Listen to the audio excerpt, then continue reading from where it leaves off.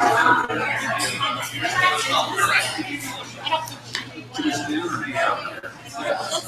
use this I think we're about ready to get started. Start finding the seats. We can go ahead and get started.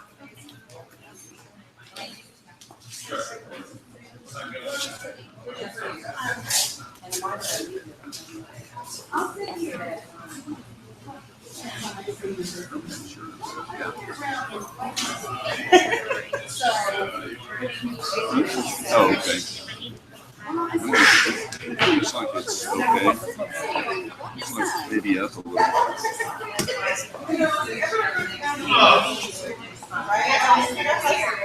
Yeah, go ahead. I look for the kids getting better.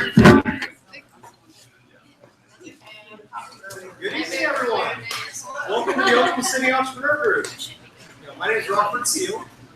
The organizer for the group is actually Ron and Angelina Harris. They're out of town today, so you guys get me. But we're really excited for our speakers today. I mean, how many of you in this business would like to see their businesses grow exponentially? Yeah? Yeah. How many would eventually like to be able to step back and have the business continue to function? That'd be great, right? Yes. Well, in order to do something like that, you need leaders in your organization, right? And it's something that Greg and Suzanne Grimaud are going to be talking to us about tonight, is how to train up and develop leaders in your organization.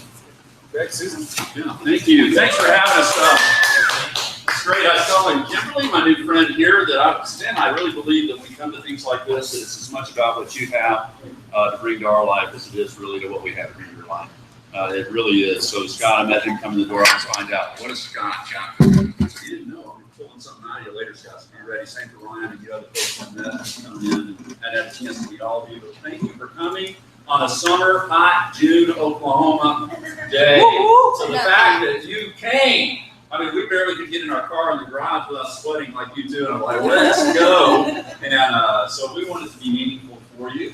And I'm glad to do this with my wife. Suzanne and I have been married now for 28 years. Anybody beat that in here? You guys are all young people. Get out of here. You guys are all, 28 years. That's when I was born. Happy you were saying. But 28 years. And I've got to say, in the process, that we're going to talk to you really about business and relationships tonight. And I got to tell you, it's not been all rosy. I mean, to get to be with somebody 28 years and to stick with them that long takes a lot of commitment. And the word is commitment, even when you don't feel like it. But my wife has committed to me, and she's pulled me through many of what I call my stupid years. Ryan, if you haven't gotten there yet, I'm praying you never get to the stupid years. But my wife prayed me through those stupid years. I don't look anything today like I looked 13 years ago. So if you were to talk to me about what I looked like 13 years ago, you'd say, man, that doesn't look like the same guy. And it wasn't, because God radically changed my life. And I really believe it's because my wife prayed for me and my family was praying for me. And so that's why I'm here tonight. And hopefully you're here and you have something to add to us. But we want to add and pour into you. So, thank you for having us. Rockford, how many guys always wanted a name like Rockford Steel? Exactly. I mean, come on, Rockford. I mean, if I've been on the playground, I just want to be able to say, this is my buddy, Rockford. And then from there, nobody messes with you from then on. That is a very, very cool name.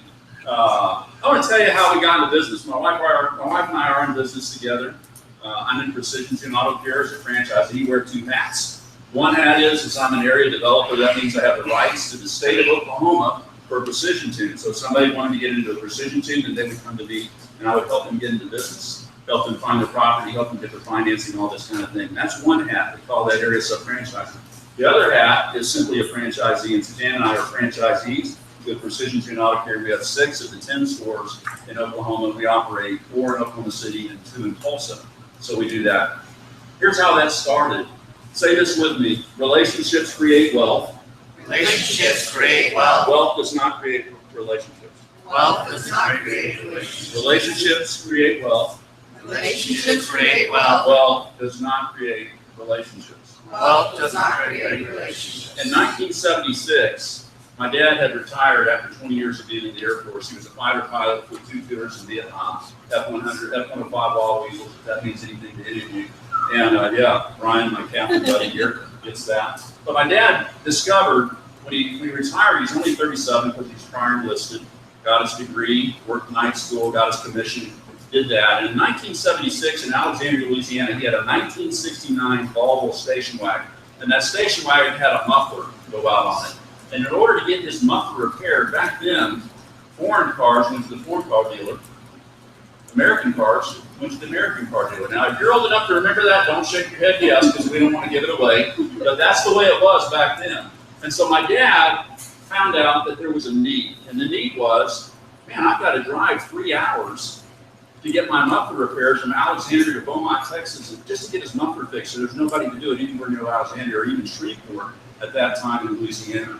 So my dad saw a need to provide a service. And because he saw that need to provide a service, he got a Midas muffler franchise and went into the Midas business. And this is the start of our story of how we ended up initially as a family, I'm going to call it, getting into business. We're going to talk about that a little bit more. I want to ask you a question before we get started. How many of you guys are entrepreneurs? Okay, you guys are like us. We're no different. Okay, by the way, I had a C+ average in college. Okay, C+, not that smart of a guy. And as I talk, you'll really figure that part out. Okay, but how many of you seen the show, The Prophet? Brian, a few of you guys. Marcus Lemonis, The Prophet. Can you tell me the 3 things that he focuses on every show, those of you that have seen it? Anybody, the 3 things? People, process, People, process, and product. People, process, and product. So we're going to talk to you about that a little bit, about developing leaders really in the same way that I like how Marcus Lemonis does it, with people, process, and profit. With that, I'm going to introduce you to my wife, Suzanne, and let her say the call here in a minute. So we have been in business for over 20 years, and like Greg said, the success formula is the people, product, and process, but we have actually applied that to leadership development as well. So one of the things that we believe in is multi-units, multi-branding, multiple streams, and being mobile. You guys like that? Yes. Okay. Can you all hear the back okay, or is it hard? You okay? Okay, making sure. Okay. So bottom line is we basically like to do what you guys like to do too. We like to create and formulate. We're entrepreneurs. We like to work hard, right? We like to play harder. Amen. Yes. We also like making money when we sleep. You guys like that? And we like to be able to run our business anywhere we choose. So the last 12 days we've been on vacation and went on a trip with his family. They're all entrepreneurs, and we were at the beach. So we had cell phones, laptops, and we were kind of running our business, and we were enjoying our vacation at the same time, writing it all off, by the way. But bottom line is we do believe that if you want to progress, you need to grow. And in order to grow, you need to be a leader. And in order to grow exponentially, you need to develop leaders. It's key. So as Greg has brought up the people, product, and process, we want you guys to embrace that with us tonight. And we believe that it's important that you understand it and implement it. And then when you do that, then you can actually apply it to leadership, because leadership is a lifestyle. Lifestyle leadership is basically just pouring yourself into others, giving, serving, and meeting needs. You want to find solutions to meet their real needs, and we're going to talk about that tonight. Sometimes we think one thing, but we want to shift your mindset. So just kind of be open tonight and be willing to try it. So if you do it, and then you teach it, and then you teach to teach, and you repeat that process, what will eventually naturally happen is you will develop leaders. Yeah, so how many of you ever heard that businesses run a relationship? Yeah, businesses run a relationship. This gets back to wealth creates, relationships create wealth. Wealth doesn't create relationships. So I'm going to talk to you a minute just a little bit about the people side and how we, and I as the CEO of a company, integrate people into my thinking process. And think of the Marcus Lemonis thing. One of the things for you that have seen the show, what's your name, sir? Garen Rose. Garen? Yeah, Garen. With a G. Yeah. Legit. I'm a 3G Garen. Gregory George Russell G immediately. we're there. So one of the things I like hearing about Marcus Lemonis is when he starts and he goes into a business and he's looking at buying it, what's the first thing that he kind of starts doing? I think this gentleman raised his hand too. What's he start feeling out in relation to the people? Yeah, just the quality of people that are there, really, it's the first thing. What do you have to work with? What do you have? Well, that's a good way to put it. What do you have to work with? So he starts finding out what are really the issues in their life. You know, because we all carry baggage with us. We all came in here tonight with certain things. I came in here with concerns. My dad is, I may lose my dad soon. I don't know. You know, it's deep concerns. You know, you have deep concerns. You know, and so we all come in. And so relationships, if I'm going to run a successful business, I better understand what's going on in the people around me and what's affecting them, because their product, which is service. By the way, all business is service. Say all business is service. All business. All business service. You know how I know that? Reach in your wallet. If you have a wallet or a purse, if you have a wallet, I ask the guys to, because ladies have purse. Reach in and grab one of these. Grab anything you have. There's paper if you have it, guys. Just ask the guys. Now, Pastor Moore is the offering for tonight. And hold this up a minute. And with me, this is a 10. There you go. Thanks, Scott. Can anybody trade me a 10 for 20? No, Scott, I was going to get another one. But anyway, you think about it. I was listening to a podcast this week earlier by a guy named Rabbi Daniel Lappin. Has anybody heard of him? Good, Brian. Have you heard the one, does God want you to be rich? Yeah. Remember Making money. Remember when he holds this up? What does he call these? Appreciation notes. Certificates of performance. That's close. Certificates of performance. Okay, and by that, Rabbi Lappin says, and I completely agree with him, that every piece of paper in your wallet, the only reason you have this is because you serve someone. Okay, whether it be a service business or a product business, because even a product business had to be made. People have to make it in the process of making things. This is getting exchanged. So think of these, when you pull these out, I like what he says, Ryan, that these are certificates of how well I serve you. If I don't serve you well, I may not have any of these in my pocket. And Suzanne and I, even when we were pulling up tonight, I was thinking about this concept, and I thought, you think about people on the corner that are holding the signs. But why is it that they don't have? Now, I know there's many things. I know there's drugs. I know there's things. I'm not knocking that. But I would ask the question, what are they doing that is serving people? Because they can go get these. No different than you and I can go get these by serving others. So service is what brings this to your pocket, because relationships create wealth. How well I serve you will determine how many of these certificates of performance, or as you said, certificates of appreciation, Ryan. I like that too. How many of these I have in my pocket. Okay. So people are the number one thing. In my business, I spend 90% of my time on relationships and with people. 90%. My kids, I jokingly say, as my kids, we have 3 children, as my kids started to get where they could have adult communication, they come visit me in my office, and they would ask me, Dad, what is it you do all day? Because they see me on the computer, they see me on the phone, and they're thinking auto care, but I'm not changing oil. I'm not doing brakes. I'm not at the shop often at this stage. And they say, what is it? And they have this paradigm, and my dad eats lunch and stays in his office, but that's really not what's taking place. I'm spending 90% of my time talking to people on the phone, visiting them, asking what are the issues, and trying to meet their needs so that I can serve those underneath me and help raise them up to whatever's on their concern. So people is the most important. People, process, and product. Talk about process and our product, which everyone's next. Okay. I'm gonna grab my sheet here. Hello.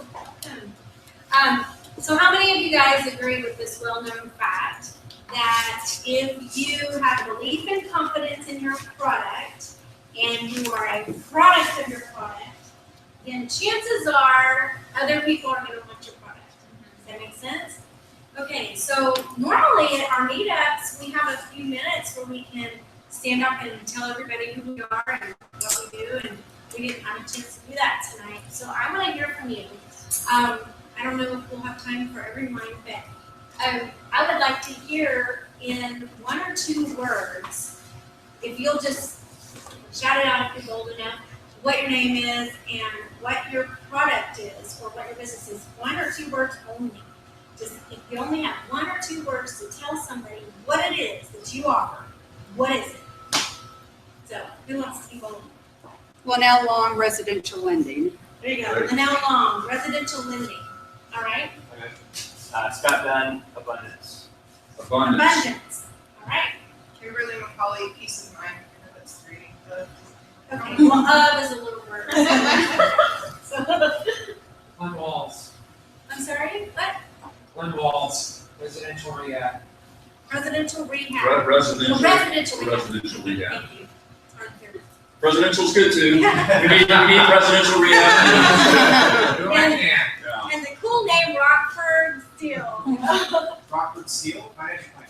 Financial planning. Bianca Jeter, real estate support. Awesome. Brian Tilos, real estate.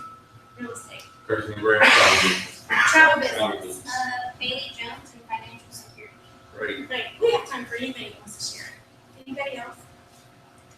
Now to I share. can do 2 words, so I don't think I can do 2 words. Okay. I can do one. I'll get there in a second. Over here. Oh, you got Andy Gordon, paint parties.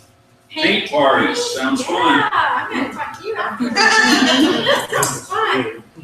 Well, Greg and I, we talked a little bit about franchising with us. We're with Precision Tune Auto Care. We also have, we do have multiple businesses with that, as he told you. We also have an online business that I run, and I'm not gonna give a presentation tonight, but it's with It Works Global. And it is a health and wellness company. We have supplements, skincare, things that help your hair grow. Greg, turn your head around. Vitamins, got a big old ball, and now it's semi-ball. But it's better than all the way ball. And I just got a trim yesterday. But we also, I don't know how many of you in the room are real estate investors. I know Ron Harris is, and so, okay, great. There's always a big crowd of you. But we also invest in real estate. I am a blogger. I write weekly and have a book back there that I was included in. There's 28 of us authors in that, and that came out a year ago. So I'm an author, and so we've got multiple strengths. That's where I'm going with this. We've got multiple strengths. We have belief. We have confidence in our products. We are products of our products, okay? But though all of those are very diverse, we actually only have one product, and it's one word. Anybody want to guess at what it is? It was a trick Yourself. question. Yeah, you're getting close, yeah. It's hope. We offer hope. We have chosen to be change agents of hope. With that, our real product is not really a product at all. You guys are change agents. Have a little shift of your mindset tonight and think a little differently about what you do. Because what you do is not who you are. Okay? But who you are comes out in what you do. And you have something that you can offer to people that meet their real needs. The problem that many people have, I believe, is that they think they're in the business of selling a product or offering just a service. And that short limits you. I'm sorry, guys, this room should have kind of gone this way. Y'all can put your sunglasses on if you want to. Yeah, or move. Or move. It's very bright. Okay, well. All right, y'all, come on in. But bottom line is successful businesses are about the people. They're about the process, about the product, and they are successful when you can discover that people have greater needs than what your product is. Does that make sense? What is the real need? I'm going to give you guys some examples.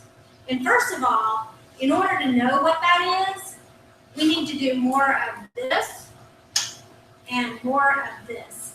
We need to be better listeners. Sometimes I think we get ourselves in a situation where we're just like, hi, Greg, blah, blah, blah, let me tell you about myself and about what I have to offer and blah, blah, blah, blah, blah, and it's not even what they need. And we have no idea what their needs are. But if we get better at closing our mouth and listening or even asking a few right questions, how many have been coming to this group for a while? Were you here last year when Dwayne Cummings spoke? It was in June. That was the one I missed. Is that the one you missed? He talked about being learning to ask the right questions. And so There's books about that. Go learn about it because it's so important that if you ask the right questions, you'll get the right answers, right? And a lot of times that will lead you to the heart of people. And when you can get to the heart of people, then you can find out what their real needs are, and then you can find a way with what you have to offer to meet their needs. Some examples at Precision Care. People drive into our lot with their vehicles. They come in because they either have something broken, repaired, or they just need their annual service done. What we sell them is a service. We sell them, sometimes people get new oil, sometimes they get new parts, and those are physical products, even the service. What we really offer to them is way bigger, and I already told you what it is, and it's hope. We offer them hope. And how does that play out? It's because their real need is they need a reliable transportation that's going to take their family to school, to work, to church, to hospital to see somebody, to birthday parties, to go on vacation. That's their need. They want to know that they can get in their car and be safe, and that they can be secure, and they've got somebody looking out after them because they don't know how to work on their cars anymore. They can't do that. We provide the hope for them, and we better be doing a good job of finding out what their real needs are so we can do that.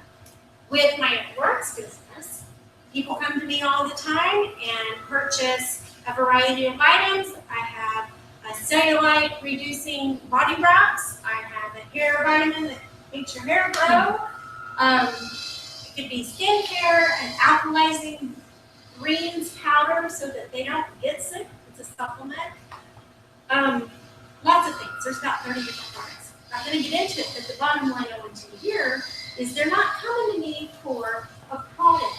They're coming because they want to feel better, look better, or live longer. Otherwise, they don't need it. If I don't provide the need, they don't need it. So, hope. I'm giving them hope that maybe what they found will take care of their real need. Today, here's a fun example. I was just kind of going all over this with my hairdresser because I got my hair cut today. It's great, by the way. Yeah.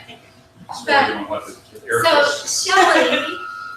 Shelly cuts my hair, and so I was just kind of talking through some of this with her because it was fresh. And I told her, I said, you know, Shelly, sometimes I buy hairspray from you, or I buy shampoo from you. You color my hair, you cut my hair, and I pay for that service. I said, but you know what? That's not even your business. And she looked at me, and I said, what you're really providing for me is hope. I said, you know, tonight I'm speaking, and I care about what I look like, and if I were to do my own hair, it would not look like this. You're giving me hope. And so we were laughing about it whenever I left. I just said, hey, thanks for the hope. You know, it made her feel good. I mean, make people feel good. That's what they're doing.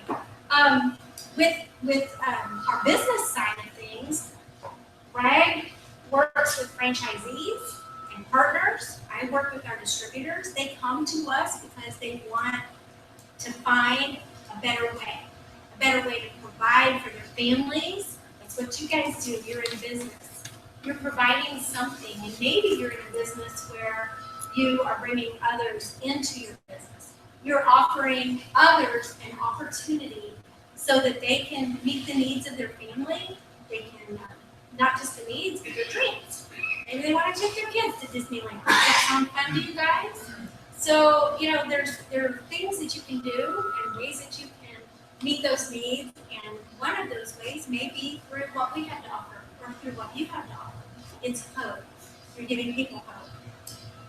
On a personal note, you'll see in the back, I've got some books and some CDs back there. I mentioned already that I'm an author in that book. I was actually asked to be in that book because my husband and I shared our story on CD, and it got into somebody's hands who asked me to share in this book. Our story is called Forgiveness, It's a Choice.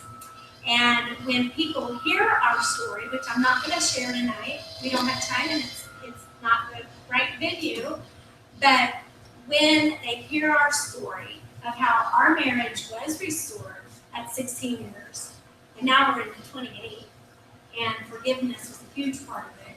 When they hear that, often people will say, I want the book, I want the CD, I want to hear, I want to see a video, I want something, I want to sit down with you so you can talk to me and tell me what it is that you did and how this happened, because it's not the norm.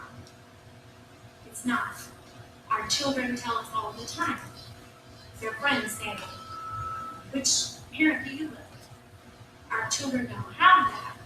We are so grateful, and there is hope. And so we share it. People can choose, and sometimes circumstances don't allow for it. We understand that. But there is hope. And so with that, we believe that it's our responsibility just to be transparent and authentic with people, and then they can choose what part of our story that they want to take and apply it to their life. Maybe it's in business, maybe it's in relationships, maybe it's a little bit of both. When we make our business about serving others and their needs, people naturally follow. And that's how leadership is emerged. Because when somebody's following you, you're leading, correct? And it could be that you're just leading one. It doesn't have to be a group. Your leadership emerges because others are attracted to who you are. And who you are is the product that they want. Does that make sense? They're attracted to you.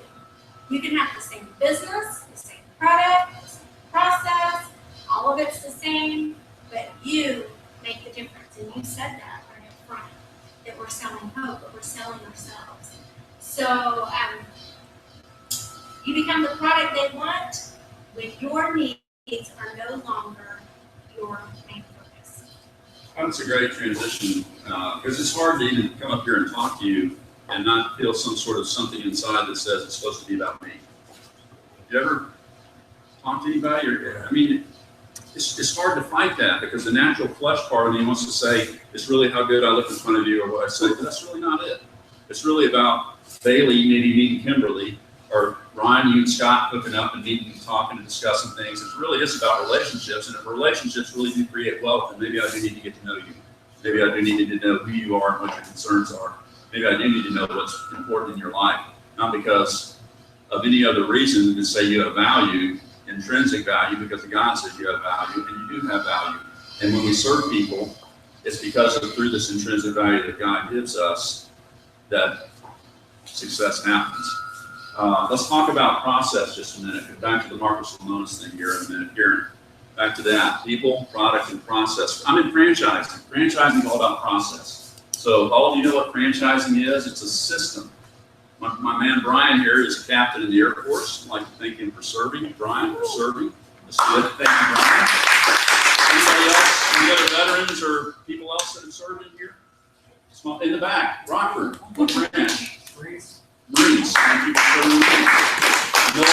Military is another one that's a systems-oriented, process-oriented for good reason. But the process, even in franchising, even though I'm in Precision Tune Auto Care, when I go to the training classes and they tell me how to do things and they give me manuals of how to service things and we need those, the process really does get back to who am I as a franchisee with you, my customer, Bailey. Because you come in the door, you're not, Precision Tune Auto Care is only as good as Greg Grimaud is. It's only as good as, am I going to become your mechanic?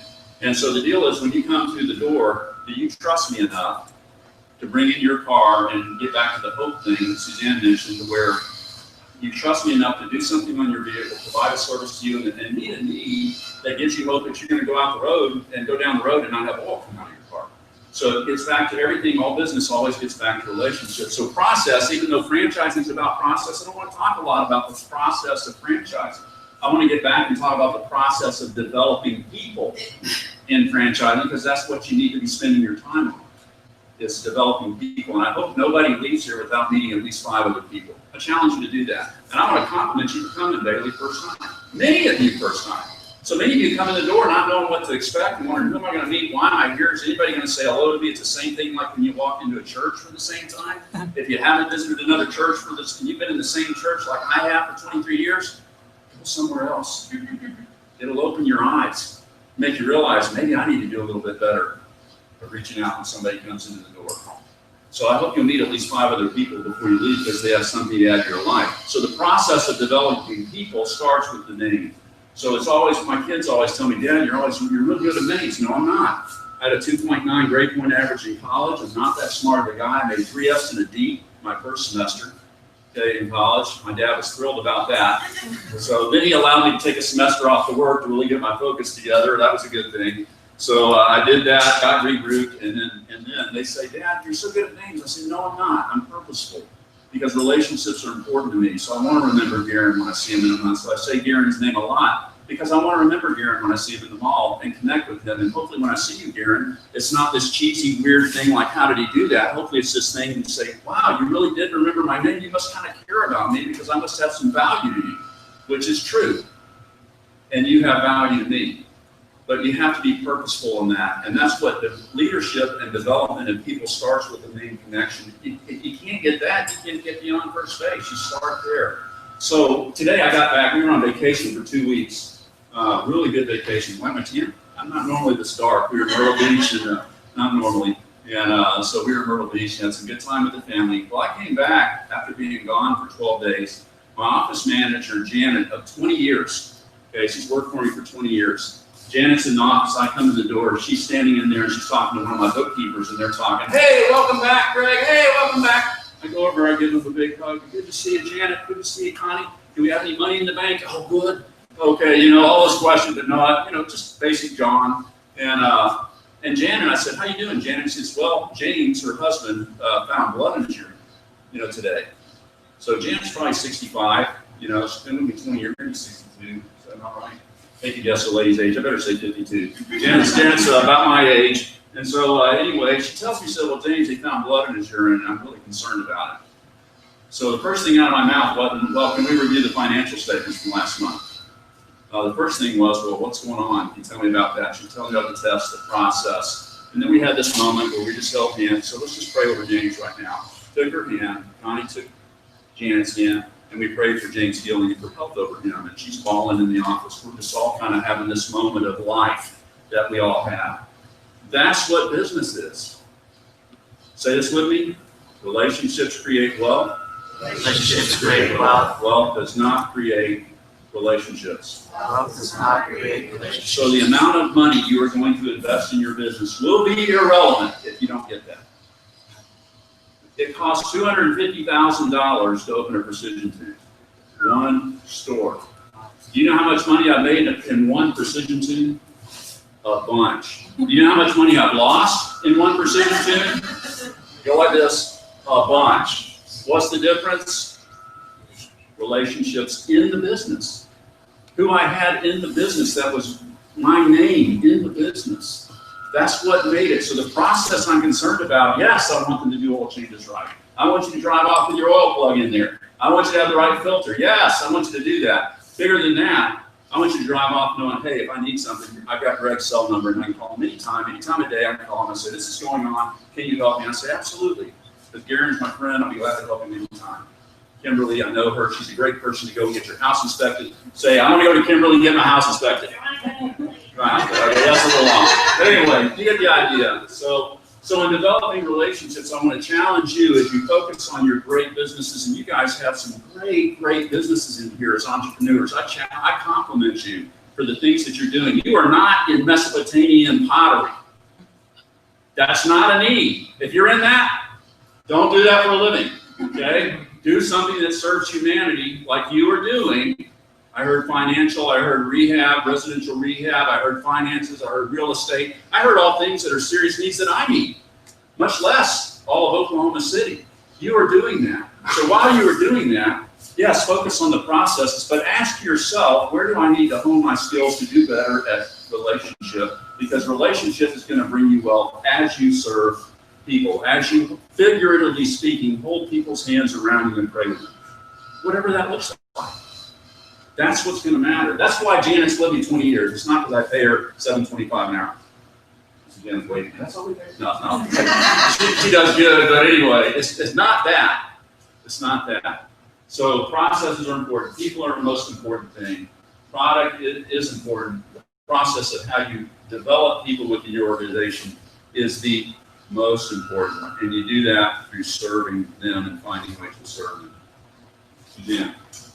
So processes are something I've really started working on this last year, because how many of you guys have been encouraged by Ron Harris to read The One Thing? Okay, yeah, I thought so. So I finally bought it and read it. Also read another book he recommended recently. So when somebody recommends a book, go get it, read it, and grow from it. But The One Thing is awesome. The 4-Hour Work Week is also good. I just finished it on our beach trip. But The One Thing encouraged me to do and focus on the one thing that would make the most difference in my life if I were to purposely spend effort on that. I mean, time blocking and weeding everything else out to focus on it. And when I started applying that, I started realizing that what I was missing, because Greg was watching The Prophet a lot. We're like, let's watch another episode. Let's watch another one. So I was getting this ingrained in me.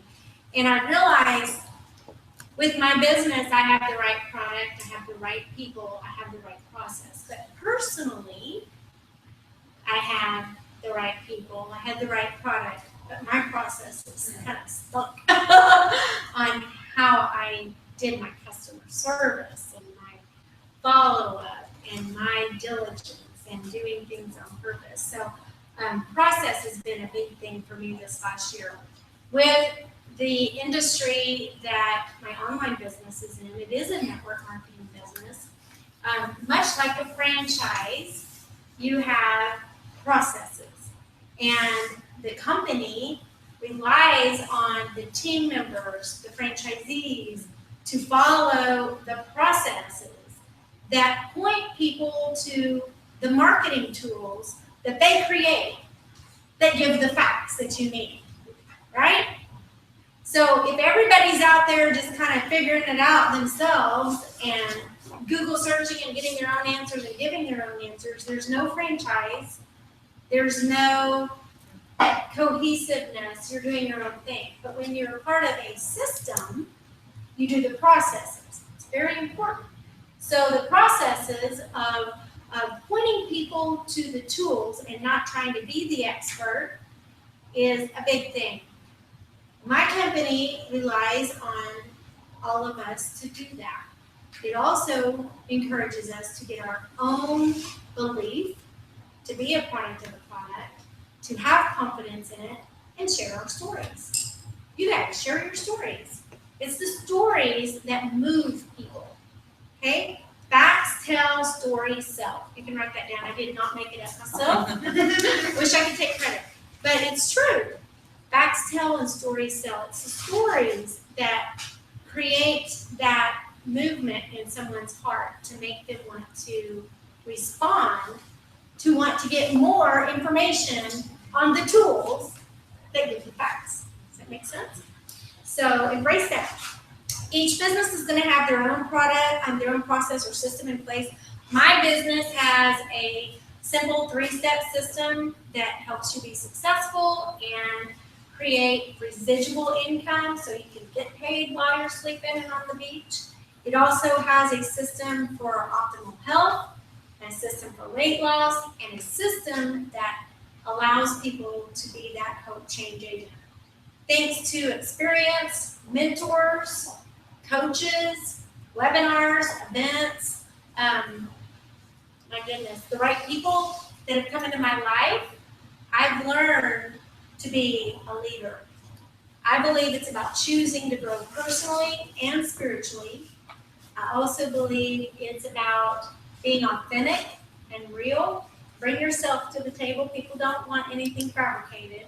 Be who you are and take the lead. We taught our kids, I was thinking about that this morning. Our kids are 20, 19, and 16. They're all leaders. But that didn't just happen. We modeled it, we taught it, but we told them, take the lead. Grimauds take the lead. Grimauds don't quit, and Grimauds take the lead. Anytime you can take the lead, do it. And they're doing it. They're all leaders. Our oldest is running a political campaign for our congressman right now. She's 20 years old. I mean, she has taken the lead. And so I want to encourage you, anytime you have an opportunity to take the lead, just do it. Be yourself. This process is going to show you as the product. You are the product, and it's going to show you as that. And then the right people, they're eventually going to follow you, and they will become what brings you out as a leader. After all, it's about the people. Right. And I hadn't planned on sharing this. Again, I forgot to mention the card. I'll have to mention that at the end. But I hadn't planned on sharing this story, but I'm going to share it with you here in a minute. I'm going to read something from my journal. How many of you journal? You got good, Brian. You. Good, Rockford. These are things, Kimberly, I think. You know, I started journaling about 12 and a half years ago when kind of my personal pastor guy, when God changed my life, he was teaching me and mentoring me. Kimberly, when we got here, I said, one of the things that Kimberly right here mentioned that impressed me is she mentioned the word mentor on her own. She said twice, she said, well, I mentor somebody. That's called leadership. She's mentoring somebody, and somebody's mentoring her. That's also called leadership. Okay, that's both ways. So that stood out to me, that you have people mentoring you and people that you are mentoring. That's what you should be doing. I remember Craig Rochelle, side note, for those who have heard Life Church messages talked about, you become the average of your 5 closest people in your life. Think about that. You think it's important who you hang out with? Yes. Absolutely. I'm going to hang out with people that are moving me up. Okay, I'm not, say this, he's not a smart guy. Oh, you got to say it. He's not that smart of a guy. Not as smart of a guy. Oh, they said it. That's good. And you're right. See, I'm not that smart of a guy. So I need to hang out with people like you, because you have something to add in my life. You have something to add. And I want to constantly be going up and constantly be sharpening my saw by hanging around entrepreneurs and people that are in the know and on the move and care about people, that are going places, that have goals, that have purpose, that understand how great it is to live in Oklahoma City, that want Katie to stay. Those kinds of people. Okay, I want to hang out with those people. So I want to share this story with you about what real leadership looks like too, because real leadership is just being who you are. Okay, it's not being that elementary, junior high, and high school person of this. That's not what it is. It's being who you are, and it starts in the family. And so the story I'm going to share, I plan on sharing this. I'm going to share this with you a little bit. 12 and a half years ago, I was 42. Okay, just turned 42. Prior to that time, just a quick story, I had zero integrity. Okay, whatever that means to you when you think of no integrity, you can put it under my bag. Just whatever that means. That's what I had. Okay, that's what was there. So when God changed my life radically out of nowhere, because I was miserable, when he did, I had to start, I asked him, one thing I said, Lord, if you will change me, I will leave no stone left unturned. I use those words. I'm just talking to him in my bed. I will leave no stone left unturned. He'll change me. So he did that. So the next day, he said, today's the day you change. You changed. Not today, it's my wife's birthday, which it was, by the way. My wife's birthday 12 years ago. I said, not today. No, it's today. I knew it was today. And it was like we're having this discussion. It said it's today. So part of the change that I had to do was calling people I'd stolen from, letting them know I'm no longer the same person, and paying back. And I mean a lot of people. I mean back to elementary school. So I thought it was things that, like last week, I paid you last week, that boulder's out of the trash can. Last month, that boulder's out of the trash can. Far back until I finally thought I was done with all of this. Have we got time for this? I had planned on this. I'm going to try to speed this up. We're okay, Rockford. Could you please give me a cut off or anything, jump up and down, anything. So anyway, so I thought I was done. I thought I couldn't think of anybody else I'd stolen from and making restitution. Tried to everybody, call them, big checks, and seeing this go on. Well, that really excited her. Wouldn't you know that excited her to see this happening? Hey, I got to write a check to so-and-so, you know. She was real excited about it. So I thought I was done, and I really, a couple of weeks went by, and then God prompted me and said, remember you stole a ham when you were 17, piece of ham, pack of ham, not a big ham, okay, a little pack of Oscar Mayer ham when I was 17 and freshman in college. at Bethany Nazarene College at the time. It's now Southern Nazarene University. And I was a freshman. In the winter, had no money. This was my 3 F's and D moment. Okay, I was there at college, went down there, stuck it in my coat, had forgotten about it, about $3 in value. Okay, went down there, talked to the manager at 23rd and Rockwell. It was a Skaggs Alpha Beta, if you remember that, if you've been around here that long. They got a head nod back there. Was there a pack of ham missing when you went in there back then? So anyway, so I went back there, I asked for the manager, I told him why I was here, and said, I want you to take this 20. You know, God has changed my life. I can't take it. So you have to take it.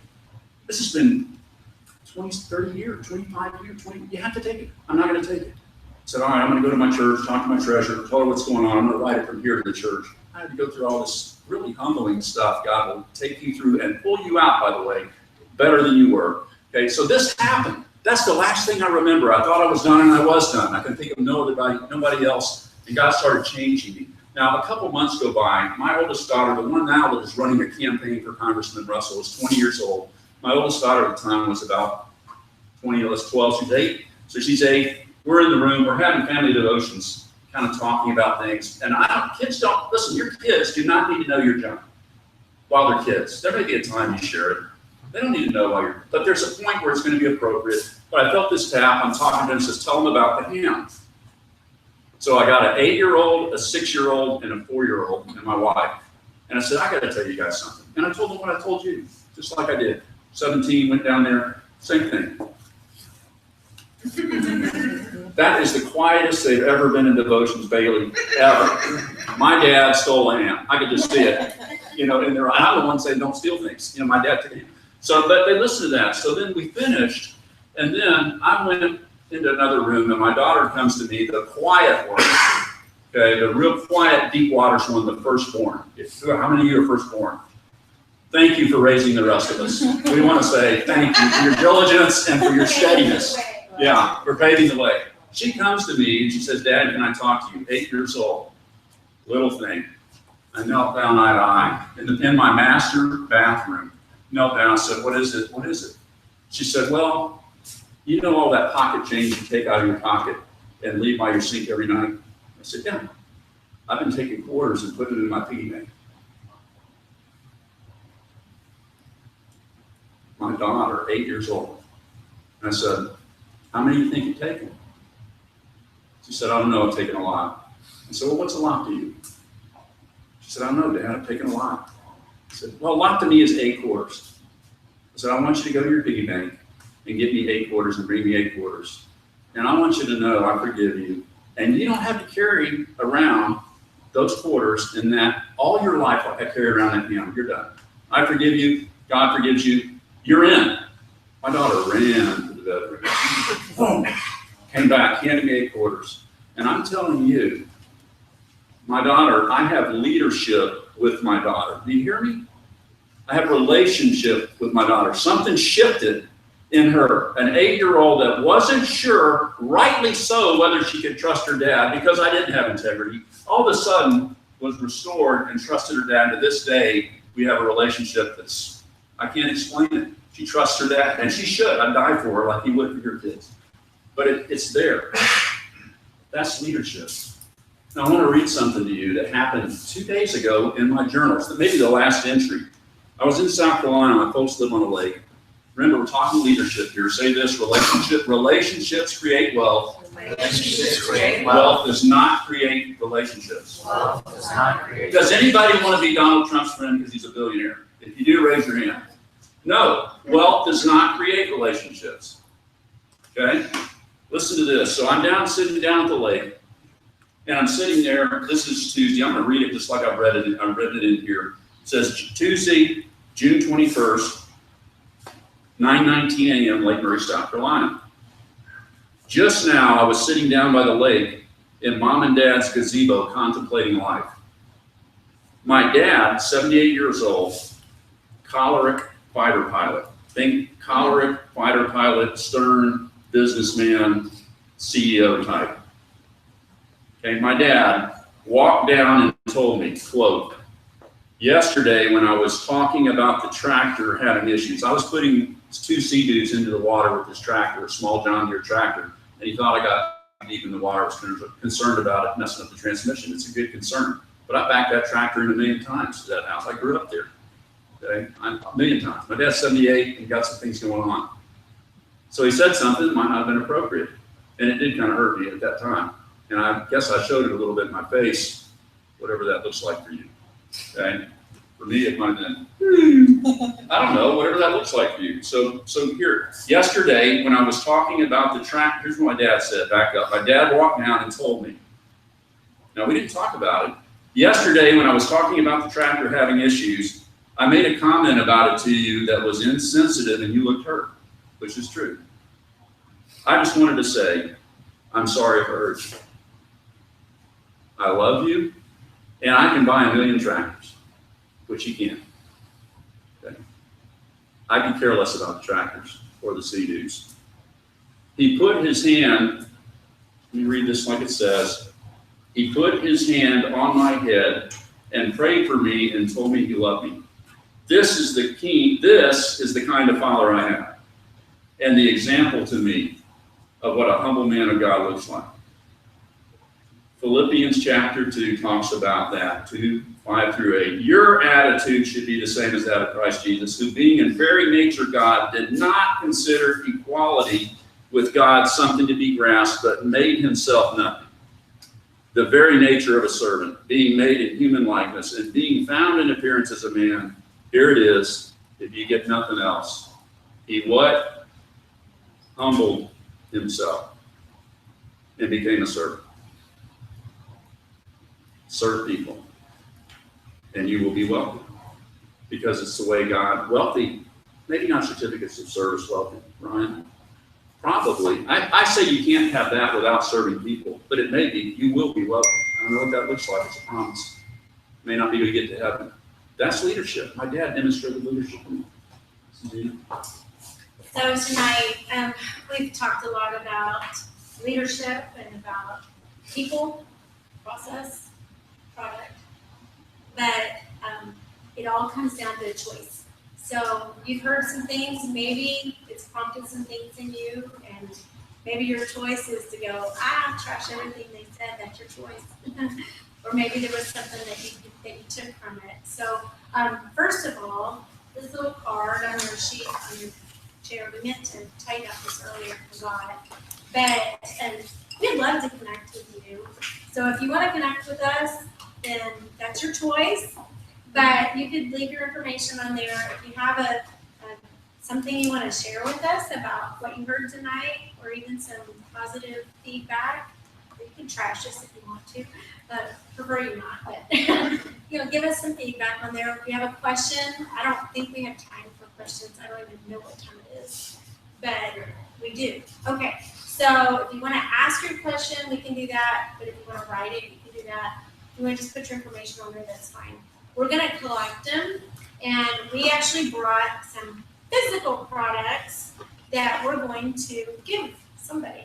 So we have a $50 oil change, and that's from Precision to Auto Repair. And and then I have two things you can choose if you're the winner. There's a little bag of some supplements and some fun things. If you're the winner, I'll let you see that. Or the hair, skin, and nails. Who doesn't want that, right? So the winner is going, how about we just draw two winners, and one will get an oil change and one will get their choice of the other. So you pass those in if you want to be in that drawing, and we'll do that here in a few minutes. We'll, sorry we didn't give you time to get that filled out. But what I wanted to say is I have taken the phrase, I choose to forgive, which is the words that I spoke to my husband that brought about some change, and the story I think is worth hearing, because it might be for you and it might be for someone else. So we have CDs, and I was just counting up. I think there's enough for everybody. If you want one tonight, you can have it. Okay, so they're back here. You can just grab one. Back on the table. They're back on the table. The books, if you want a book, I'm chapter 3, and it's about 10 years after the CD was done. So it's brought into a different light. And it doesn't just talk about relationships with your spouse, but just relationships, period. And the steps that you can apply to restore. And so if you want that, the book is $20 on Amazon. I'm doing $15 just to kind of cover costs. If you want that, you can let me know. But tonight's not about selling a product to you. It's about sharing what we have gleaned from life and hoping to inspire you, and you can choose to take it or not. If you'd like to connect with me on my blog, my blog is called My Choices Matter, and I feel like everything in life is a choice, and a lot of it's business, and some of it's just relationships, and just being authentic, and it just gives me a place to share and inspire. So anyway, that's all we have tonight, except for questions, if you have one. Anybody want to ask any general questions or things that are rattling around? We're glad to answer them. Yeah, Brian, I'm around with Discovery next. So first of all, thank you for sharing your story. It's definitely inspirational. I really like the encouragement. Yeah, as an entrepreneur, you talk about business relationships, the profit, and I just want to know what kind of challenges you kind of had in Precision Auto-Tune, and how did you overcome them? Oh, it's a great question. So he asked, what are the challenges of Precision Auto? The number is people. Challenges in every business is always people. So just like the relationships, it still gets back to that. We have people that don't show up like every business. It's just life happens. So as things happen, you have to roll with the punches and make sure you're covering. We're a specialization business.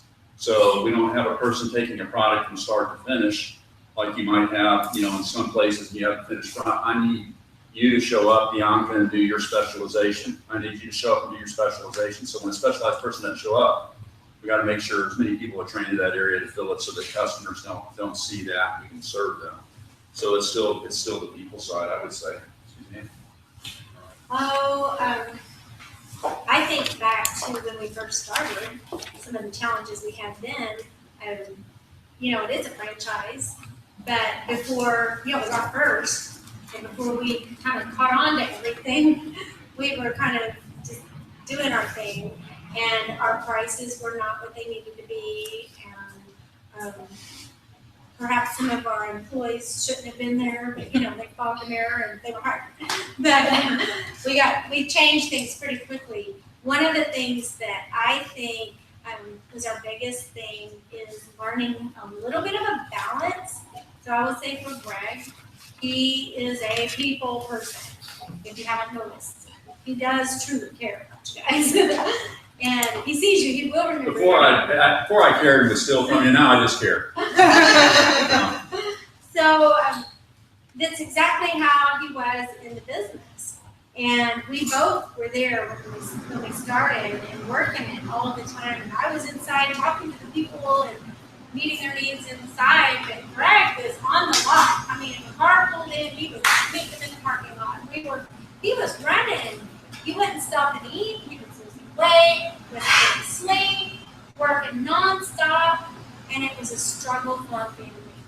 And so we quickly realized that part of our process needed to be to schedule a day off and trust that the people that we had in our business could run it without us. And so I think that was one of the biggest challenges for us, is to let go and allow that process to happen, as well as get that rest. Because entrepreneurs, we work. I mean, I don't know about you guys, but I can be up all night. I was up till 2 last night, and I get fired up.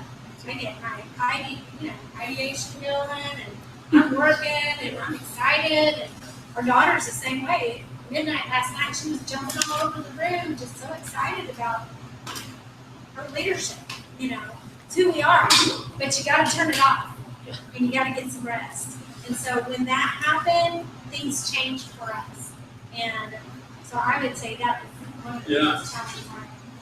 And that just makes me want to say, don't quit. You guys know your business, all business is cyclical. All business. So wherever you're at in your business, maybe you're at the low point, you're going, man, this just doesn't feel like it's working out. No, don't quit. You are in the right business for you. I heard nothing that didn't make sense. Now just get the relationship part and don't quit and keep priming the pump, as Zig Ziglar used to say. and then eventually the water comes and it gets a little easier as you go along. Thank you, Brian. Scott? I actually have a story. So Yeah, good. I played music outside my professional life. Played all over the stage, toured around and everything. And when we started doing that, we took our touring vehicle to a couple of different shops to get it serviced before we start driving around and get our trailer with it and everything. We ended up becoming repeat customers of Precision Tip. Wow! Hey, Scott, one of my customers. You get a free oil change. What's on that story? Just because you guys, we had the best experience in the overall service and everything, to be honest. And so after trying some other places, we just started, we'll just keep going back to Precision Tip because we know it's going to take care of it. So. Oh, thank you. Thanks for sharing that, Scott. And I have 4 of the 7. They're great people. All of them are great in Oklahoma City. UConn is not mine. I have 4 of the 7 in Oklahoma City. And they're all great. They're great people. They're all Sure, it was mine. Where's mine, Scott? Yeah. Thanks. All right. Did somebody else have a question, Bianca? Thinking about environment, and you guys are talking about who's around you. How did you deal, like, as you became more successful? I know Suzanne, and you are, to me, you're very down to earth. But did you ever deal with, having to separate out from people? And how did you, as people started to perceive you as wealthy? I wouldn't know anything about that, but it's just a question. As people started to perceive you as ambitious or wealthy, how did you deal with those relationships? It seems like sometimes there's a jealousy or an irritation with the whole entrepreneur thing can become really, kind of the elephant in the room whenever you're around your friends that are employed. They don't get it. And if you're going through failure, you can't go to them because they feel like get a job, So as, between, That's a great question. so between the lows and the highs, how did you manage relationships outside of entrepreneurship? And family, a lot of it can be family. That's right.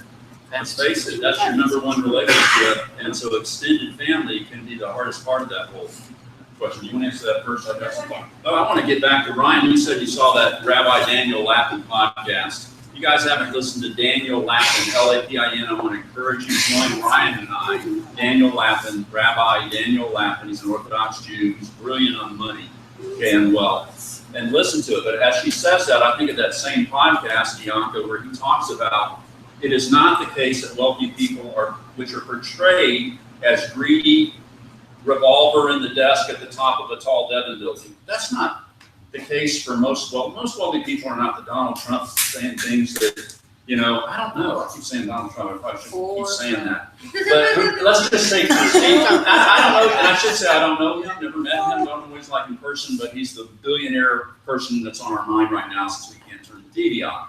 So that thing is real. And that's how Daniel Lapin says wealthy people are incorrectly portrayed. Because did you know in the United States of America, we as wealthy nation and wealthy people give far in abundance more than any other country in the world. Far in abundance. Service. The reason we've been wealthy is God has blessed us because we got the relationship part and served. So back to your question on how do we do it as perceptions change. Okay, it's not easy, and it gets back to humbling yourself. There's many times we have done things, Bianca, where we have given when it didn't feel right. Let's just put it that way. That makes sense? Because relationship is the most important thing. So money is, when I die, I hope people don't say, I wish he'd opened up another Precision Tube. I know my kids aren't going to say that. So. Well, I think also it's just being authentic and transparent. And sometimes I think that we as people feel like, well, if I share my own struggles, they're going to, this perception that they have of me of whatever, which is pride, is going to be destroyed. And so we think that it's going to destroy us if that perception is changed and they don't think as highly, which I don't want it to be thought of like that, but I think that that's what you're getting at. But I have found that whenever I am just real with people and share my own struggles, whatever it be, and the challenges and how we overcame it. And sometimes we're still in it. Just like, hey, I'm there with you. You know, people appreciate that. And then they connect with you more. And it just takes that wall down. And to me, that's what helps to develop the relationships, which wants them to be more involved in your life and learn from you and grow from you. And maybe it's you're learning and growing from them. It's a two-way street. I don't think that title or income or any of that is really what it's about. I think leadership is really about being authentic, and it can be someone that doesn't make much at all that's leading you if that's who they are. You know, and it really gets back to, I think the harder part is not even others. I think it's what you said, the harder part is this. I can get the BMW now.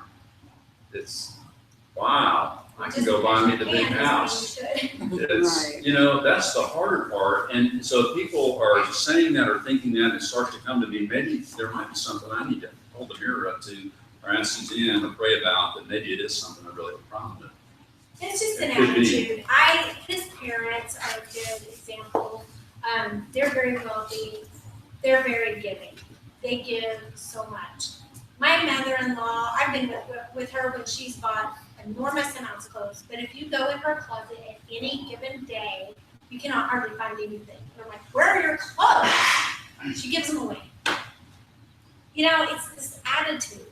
What you have, you should be willing to let it flow through you and enjoy it for a little bit. Maybe it's the BMW. I have an Infinity. I got it used, but hey, I love it. I didn't pay a ton of money for it, but I'm okay with that. I'm okay with enjoying that. And I'm okay with letting it go if I have to. So are you holding on, or are you willing to be a vessel that you can flow the things that are coming your way and pass it and serve and share and give? Those are the things that I think make the difference. Anybody, and there's somebody else in here that might want to jump in on that statement. It's not just us on that. Got thoughts on that? On Bianca's question, because it's not just, that's a great question. You can feel free to. Any other questions?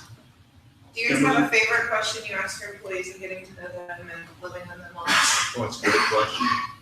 Start her. Always like to let you start. Okay, well, do we have a favorite question we asked it? And I think you said that let them know we love them. Is that Yeah, right? just like getting to know them. If people are most important, Yeah. and you're wanting to get to know them and answer their rude question. I don't know that Kimberly. I don't know that I have a favorite question that's there, because that's the kind of thing that doesn't happen in the first interview. Right. That is something that happens as you start. That's something that happens when they tell you their husband is blood and urine, you know, and you start, then you find out who you're really working with and what's going on in their world. And hey, you don't have to work with people a week before something pops up, right? I mean, let's say we all have it, you know, something.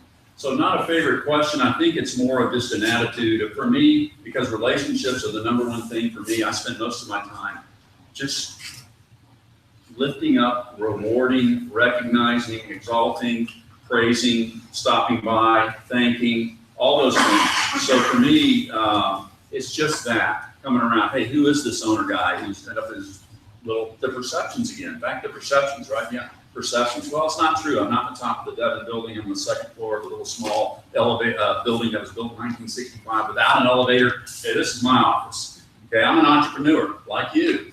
Okay, the kinds of offices that you're in. You know, it's really just, it's because that's not about the office.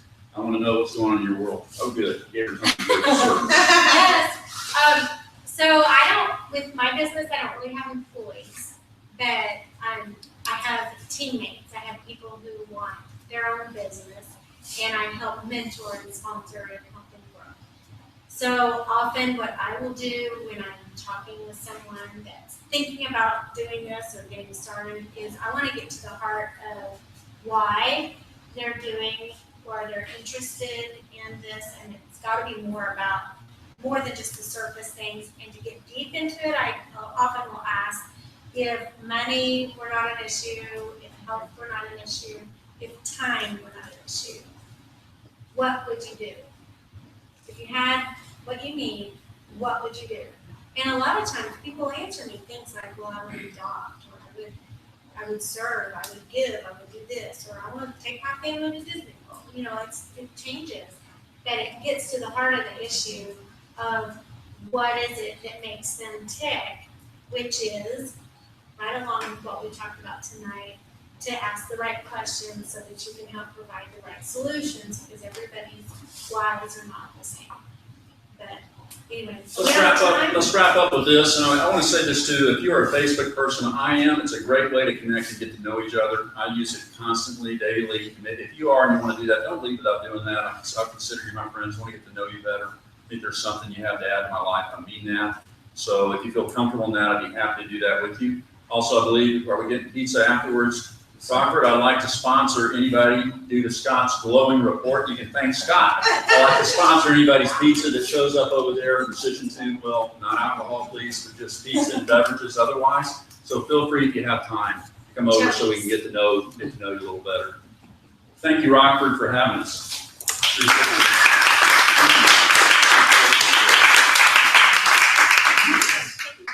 Huge thanks to Greg and Suzanne for coming out, sharing themselves with us this evening. Greg did mention that yes, we go over to Joey's Pizzeria right over here. It's basically right across the street, walking distance away. If you want to grab the heat, or you can drive over and park right down the street. But thank you all for coming very much. The drawing. If you want to enter the drawing, make sure you hand in your card. I think I got them all. Okay, I'll let you draw. You have the coolest name. Rockford still. Okay, draw two. The first one will be for the oil change. Okay. First one is Donnie Donnie Dodson. Donnie Gordon. Danny. Danny Gordon.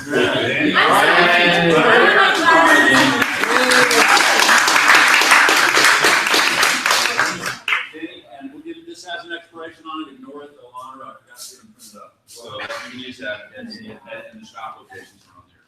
So thank you. So what I have here is a jar of the hair, skin, and nails.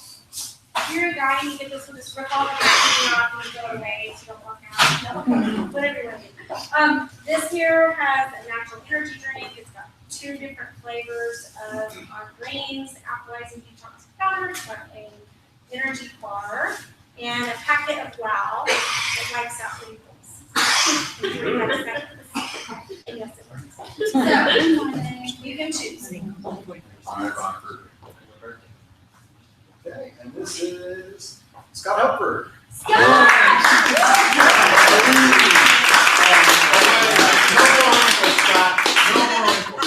I'll take the energy drink. All right, good choice. There you go.